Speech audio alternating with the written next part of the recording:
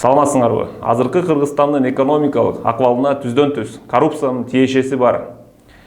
Көпчүлүк коррупция десе паракорлорду элестетет. Бирок паракорлор коррупциянын көп бутагынын бири. Ооба, паракорлор дагы көлөмүнө жараша бөлүнөт.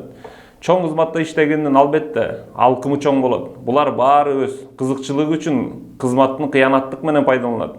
Анакта коррупционерлер бирибизге зыян алып келгендер, алар ири суммадагы акчаны миллиондорду, миллиардтарды жеш үчүн элин жерин жана кийинки муундун келечегин саткандар.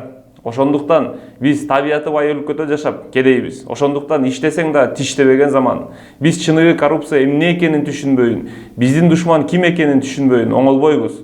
Кимдин айынан мигрант болдук? Качан арабызда жүргөн мамлекеттик кызматта иштеген, чириген байлар тойлордо төрдө элебей, байлыгын жашырып жашап калганда, балдары залатай молодежь болбой, жөнөкөй болгондо, ошондо Кыргызстан тез арада бай, күчтүү, өнүккөн мамлекетке айланат.